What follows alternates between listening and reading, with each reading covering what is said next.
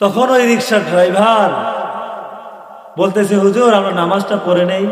হুজুর বলতেছে, আপনাদের এলাকায় জোহরের নামাজ হয় কয়টায়? বলতেছে, আমাদের এলাকায় তো জোহরের নামাজ হয় 1:30টায়, 1:30 তখন বলতেছে, এখনো তো অনেক সময় আছে, আমরা কিছু দূর গিয়ে আমার একটা লোক অপেক্ষা করতেছে, ওয়াদা দিছি, ওইখানে যায় নামাজটা পড়ি, চলো ভাই। তখন ওই রিক্সার ড্রাইভার হুজুরের কথা শুনে চলতে লাগলো। কিছু দূর যাওয়ার পর ওই রিক্সার ড্রাইভার একটু পর পর, যে কাঁধে একটা গামছা থাকে রিক্সার ড্রাইভারদের, ওই গামছা দিয়ে কিছু দূর যাওয়ার পর যায় আর একটু চোখটা মুছছে, মুখের এই দিক আর ওই দিক মুছতেছে। হুজুরে খেয়াল করলো, হুজুরে খেয়াল করার পর দেখলো যে হুজুরে মনে মনে ভাবতেছে, সে যদি ঘাম মুছতো তাহলে কপাল, ঘাড়, গলা সবকিছু মুছতো, সে তো ঘাম মুছতেছে না, শুধু চোখের পানি মুছতেছে কেন? তখন ডাক দিয়ে বলল, ভাই দাঁড়াও।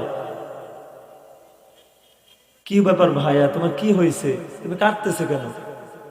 অজরে কান্না করে বলতেছে, হুজুর আপনি হয়তো বড় আলেম, হুজুর কিছু মনে করবেন না, আপনার তো আলেম মানুষ, আমি একজন সাধারণ রিক্সার ড্রাইভার,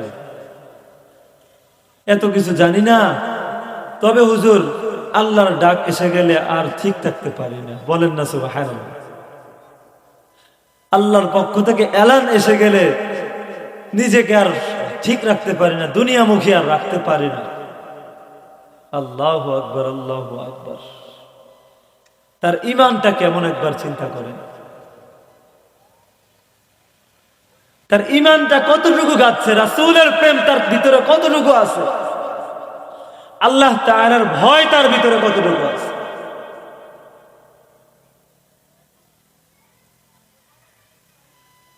তখন হুজুর বলতেছে, আস্তাগফিরুল্লাহ, আমি একজন আল্লাহ ওয়ালাকে আমি কষ্ট দিতেছি, চলেন চলেন আমরা হলে নামাজটাই পড়ে আসি।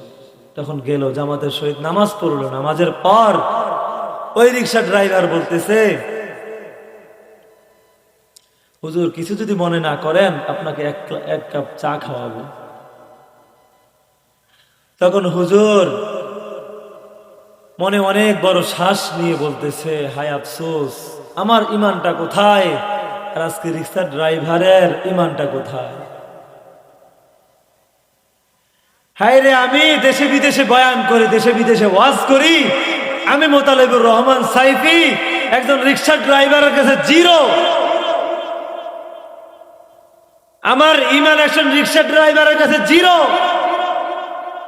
একজন অটোওয়ালার কাছে জিরো, একজন চিনজি ড্রাইভারের কাছে জিরো। কিসের অহংকারে কিসের করি, কিসের তাকব্বরি করি আজকে আমরা?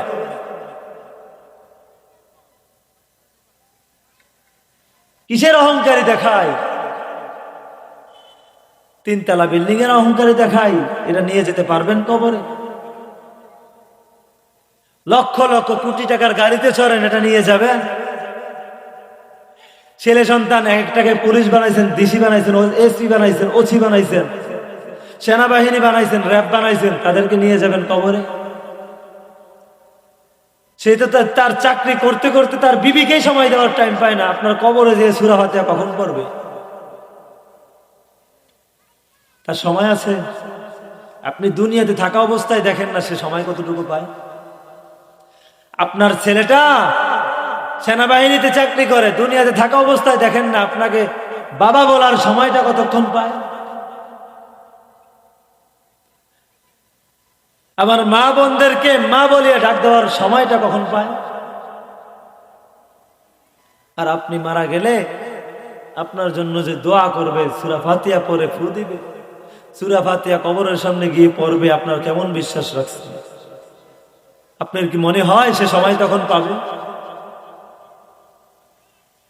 হায় আফসোস, আমার পদুয়ার বাজার বিশ্ব রোডে গত 2 বছর আগে আমি একটা মুর্দা দাফন গোসল করাইতে গেছিলাম। গোসল করানোর সময় দেখতেছি, আমরা দিক দিয়ে গোসল করাইতেছি, আরেক দিক দিয়ে একজন ছেলে ডিসি আর একজন মেয়ে হচ্ছে সচিবালয়ে চাকরি করে, অনেক উচ্চ পর্যায়ে আছে। তারা দেয়াল ভাঙাভাঙি লাগাই দিছে, নতুন বিল্ডিং করছে। লোকটা মারা গেছে। লোকটা, খোদার কসম করে বলি, নিজের হাতে গোসল করাইলাম, লোকটাকে কমপক্ষে 2 বছর বিছানা থেকে উঠায় নাই, গোসল করায় নাই। এত দুর্গন্ধ ছিল। আমি এইভাবে হাতটা পিঠের মধ্যে এইভাবে ধরে যখন আলগি দিলাম, যখন তাকে উঠাইলাম খাট থেকে, উঠানোর সাথে সাথে তার চামড়া খুলে আমার হাতে চলে আসতেছে। এত পরিমাণ তাকে অযত্ন করছে। আমার পদুয়ার বাজার বিশ্ব রোডে সন্ধু হোটেলের পিছনে গ্রামে। অথচ দেখেন তার একটা ছেলে ডিসি, তার মেয়ে সচিবালয়ে চাকরি করে, অনেক উচ্চ পর্যায়ে আছে। সবগুলাই আপনার ছেলে মেয়ে প্রায় 4-5 জন, সবগুলাই কি সরকারি চাকরি করে, কোটি টাকার মালিক। কিন্তু বাবাকে মাকে দেখার জন্য কেউ নাই।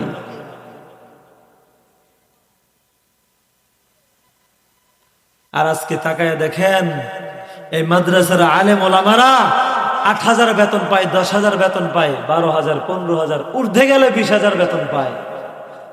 তবুও মা বাবাকে সঙ্গে নিয়ে খায়। ঠিক কিনা বলেন? আজকে বৃদ্ধাশ্রমের দিকে তাকান। জাহাঙ্গীরনগর বিশ্ববিদ্যালয়ের প্রফেসর বৃদ্ধাশ্রমে থাকে, কুষ্টিয়া বিশ্ববিদ্যালয়ের শিক্ষক বৃদ্ধাশ্রমে আছে। তাদের এক একটা ছেলে লন্ডনে থাকে, এক একটা ছেলে আমেরিকায় থাকে। তাদের খবর নেওয়ার জন্য বাড়িতে কেউ নাই, তাই তাদেরকে দিয়ে গেছে বৃদ্ধাশ্রম। হায় আফসোস। আর আজকে দেখেন আলেম সমাজের দিকে তাকান, ইমামদের দিকে তাকান, 6,000 টাকার বেতন পায়, তবুও মা বাবাদেরকে ফালায় না। এই পর্যন্ত, এখনো পর্যন্ত রেকর্ড আসে নাই যে বৃদ্ধাশ্রমে কোনো আলেমের মা বাবা গেছেন।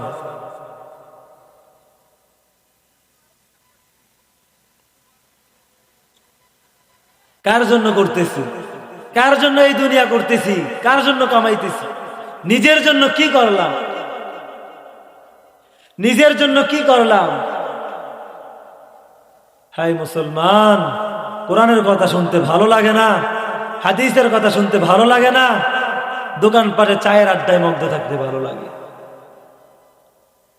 তো যেটা বলতে লাগছিলাম, ওই লোক যখন বলল হুজুর 1 কাপ চা খাওয়াবো আপনাকে, তখন হুজুর বলতেছে হায় আফসোস, একবার তো জুতার বাড়ি খাইলাম, আবার কি জানি কি হয়, চলেন যাই। তখন গিয়ে বসলো, দোকানে বসলো। বসার পর চা দিছে। চা দেওয়ার পর ওই রিক্সা ড্রাইভার হুজুরকে বলতেছে, হুজুর আপনি কি আল্লাহ রসুলকে দেখছেন? বলতেছেন না, আমি তো দেখি নাই। তো কয় আপনি কি পড়েন নাই হুজুর কেমন? হ্যাঁ পড়ছি, আমরা তিরমিজি শরীফে পড়ছি যে আল্লাহ রাসূল সাল্লাল্লাহু আলাইহি সাল্লাম প্রত্যেকটা বর্ণনা এইভাবে আছে। তখন ওই রিকশা ড্রাইভার অজরে কান্না করে বলতেছে, হুজুর আর বলিয়েন না, আল্লাহ হয়তো আমাকে এমনই দেখাইছে। বলেন না সুবহানাল্লাহ। হায়রে মুসলমান, আজকে একটা রিকশা ড্রাইভার রাসূলকে দেখছে। বলেন না সাল্লাল্লাহু আলাইহি ওয়াসাল্লাম। আমরা আশিকে রাসূল দাবি করি, নবীর নাম নিলে সাল্লাল্লাহু আলাইহি ওয়াসাল্লাম দুরূদ শরীফ পড়ি না। রাসূলের কথা হয়, আমরা আসি না, মাঠে ঘাটে ঘুরতেছি। আজকে চিন্তা করেন, রিকশা ড্রাইভারের কাছে আল্লাহর রাসূলের খবর আছে, আর আমি আর আপনি কি হয়ে গেলাম? রাসূলের প্রেম কেমন আমাদের ভিতরে, আমাদের ঈমানের চেতনা কেমন? রাসূল আমাদের কাছে এখনো আসে নাই। একবারও কি আমরা চিন্তা করেছি? একবারও আমরা ওইভাবে চিন্তা করি নাই যে রাসূলুল্লাহ সাল্লাল্লাহু আলাইহি ওয়াসাল্লাম আমরা তার দিদার পাবো কিভাবে?